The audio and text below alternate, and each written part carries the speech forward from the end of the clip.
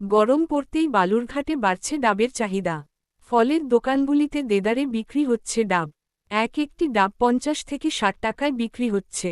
তুলনামূলক গতবারের চেয়ে ডাবের দাম কম থাকায় দেদারে ফলের দোকানে ডাব কিনছে সাধারণ মানুষ। শীত কমতেই সমগ্র দক্ষিণ দিনাজপুর জেলা জুড়ে চলছে প্রচণ্ড তাপপ্রবাহ। দিনের বেলায় তাপমাত্রা প্রায় ৪০ ডিগ্রি ছুঁই করছে। রৌদ্রের প্রখর তাপ আর এই গরমে অতিষ্ঠ হয়ে সাধারণ মানুষ কাজে বেরিয়ে তেষ্টায় ছুটছে ঠান্ডা পানীয় বা ডাবের দোকানে।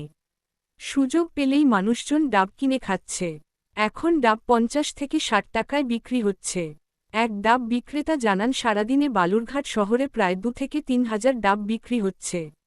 শহরের আশেপাশের গ্রামগঞ্জ থেকে ডাব সংগ্রহ করে শহরে এসে বিক্রি করছেন তারা। লাভ হচ্ছে ভালোই। গরম পড়তেই মানুষ ডাব কিনে খাচ্ছে। দক্ষিণ দিনাজপুর থেকে রমা ভৌমিক চ্যাটার্জির রিপোর্ট, ডিজিটাল ত্রিপুরা। থেকে শুরু পরিস্থিতি অবধি এই সময়ে ডাবের চাহিদা তো অনেক বেশি থাকে। তো পাইকারি বাজারে কি আপনি প্রত্যেক দিনই আসেন? প্রত্যেক দিন আসে। দৈনিক করে কতগুলো করে ডাব বিক্রি হয় পাইকারি বাজারে? পাইকারি বাজারে আমি একটা তো 200 পিস দিই, আবার অনেকেরা আছে সবাই মিলে মোটামুটি ১,৫০০ ২,০০০ পিস ভালো করে চলে।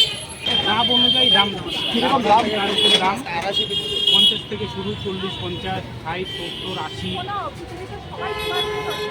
একটা ডাবে যেরকম জল থাকে তার উপরে দাম হয়। ডাব বিক্রি হলে লাভ কোথায়? ম্যাক্সিমাম পরিমাণে বিক্রি হলে লাভ ৫ টাকা ১০ টাকা আমাদের কামাই। আর যারা পাইকার দেয় তাদের ১০ টাকা ১৫ টাকা কামাই জীবনের লিখ।